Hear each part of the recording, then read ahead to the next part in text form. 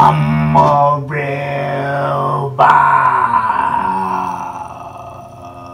Yo, barbers, I wanted to talk about something that been on my mind because I heard an argument with two barbers, and I heard one barber say this statement, and I just was listening, and I heard this before, and I heard barbers say this before, but I'm gonna shed light on this situation about something. There's no such thing as the best barber. Or let me break it down, because honestly, you could be the best barber in your shop based on perception and how people think. Or you could even be the best barber in your town, maybe even your city, which is you have to be great to be considered the best barber in your city. With me personally, I don't believe there's no such thing as a best barber, because there's too many lanes. There's too many different avenues. There's too much talent. There's too much different ways of doing things and different techniques, different styles, different cultures, different hair, different belief systems. This all plays into the part of saying you're the best, because I'm a spiritual barber. I think I've been accepted by the barber life. I used to always say that. But I'm trying to be accepted by the afterlife. I've been accepted by the barber life because I put myself through a lot of punishment to get to where I am. Meaning I suffered in the shop. I stood from AM to AM. And I cut my customers consistently. No sleep, no matter what. I got up, followed my schedule, did what I had to do. Right? I never had an excuse. If I made a few mistakes on my schedule, it's because I'm probably doing something crazy the night before. And I was 10, 20 minutes late. The most sometimes I went, but I felt like that's what made me the best. It wasn't saying that I was better cutter. What made me the best is my reliability, my consistency, and my pinpointing, and my accuracy. And people were saying I was the best in my town. But I never said that to people. Like, maybe sometimes I might have felt, yo, I'm good, I'm great.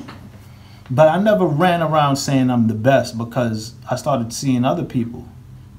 There's other people from my town that's just as good, probably even better. But to some people, to my customers, I'm the best. If your customers don't say, yo, paparazzi's the best barber, then it doesn't make no sense. If they're looking at the barber on the side, like, yo, that ain't cut.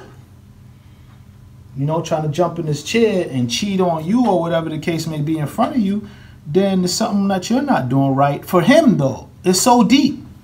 One man could say you're the best. Another man could say, yo, he's trash because he messed up your line or he did something that you didn't like. So it's levels to the best. Now, when you're performing excellent, if you're excelling on all fields, if you could do it all and you're great at everything, then you could say, yo, you're one of the best. Because there's too many great people walking the earth. I had a statement saying, mirror, mirror on the wall, who's the nicest of them all? You know what the mirror said? Not you, nigga. Not you. You ain't that nice. You know who's nicer than you? Ha! And the mirror would tell me, yo, that dude over there nicer than you, bro.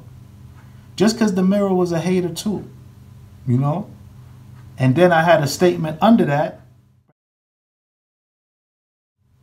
That statement said, you're only as good as your last haircut. And that's what I live by. I'm not saying I'm the best no more. I never did. But I'm not saying or thinking that I'm the best. What I got to do is produce the best haircut. The last haircut that I produce is going to be my judgment. Because I could go somewhere and never cut hair again. And that last cut is the last cut I did. So I have to make sure that's the last cut I ever did is going to be like the last cut I ever did. That's how I think. So when I'm approaching a cut, I say, yo, this might be my last cut. I'm going to make it go hard. So you're only as good as your last cut to that person in your chair, which makes you the best at what you do to that person at that time. You feel what I'm saying? When you start making broad statements as I'm the best, that means you could cover all the grounds. You could cover the skills part of it, the customer service part of it, the professional part of it, the designs, the everything. And you master all those crafts amongst your peers, amongst the top peers. When you line up all the so-called top barbers from the city, because there are great barbers and you're great amongst the greats, that's when you could say you're the best, and it still don't make you the best because it's levels to it. It's still, you might be great at one thing that everybody admires at this given time. And then another guy is great at something else that people admired in that era. You know, so greatness is a bold statement. That's an ego thing. And it's also a form of ignorance. You understand? And when you understand the game on different levels and you see the different lanes, you'd be like, yo, that dude over there is driving at 1,000 in that lane. And I'm only going 100 thinking I'm speeding. So different lanes is different levels. You could say you're the best at what you do as far as a certain skill, and the best with your clients in your area. Like, yo, you nice with all your clients, you take care of all your clients, you make sure they're good, and you're the best at that part of the game. It's too many parts of the game. If you mastered all parts of that game, then you could say, yo, you know what, I'm one of the best. I'm one of the best. Not the best. There's no such thing as the best, because that is too deep. That's a level 7 barber. I broke down the levels of barbering once. And when I broke down the levels of barbering, I broke it down as a beginner, average, good, great, and then metaphysical. Metaphysical barber is a barber that could do everything. You could take the clippers apart, put it back together, and lace the client, and do all these things. But that barber don't exist. There's no such thing. So in my head, I conjure up a lot of philosophies and things like that. But when you say you're the best barber, that's a form of insecurity to me. In the back of your head, you're fighting your own self. And you don't need to do that. You just work on yourself, work on your weaknesses, and build on that. And don't even say anything. Just let your cut speaks for itself. You're only as good as your last haircut. You understand? So don't let these arguments and things come in your head because you had one good year and you're cutting, and then you start feeling yourself, and then you start saying that experienced barber, yo, you're better than da da da da da da da. It's a different era, it's a different times too. Like barbers back then, I think did way more than barbers now. It's just now they have technology they can enhance. When I say more, I mean they put more effort into the cuts. Not all. I'm just saying I feel like the old school barbers, it's old school. Old school is different from new school. So that's my perspective.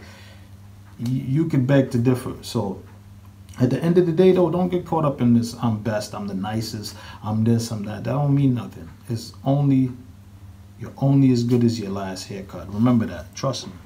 So just create your own lane, stay in it, keep your lane clean, drive at your pace, perfect your game, add to your weaknesses, and let your clients say you're the best. Your clients.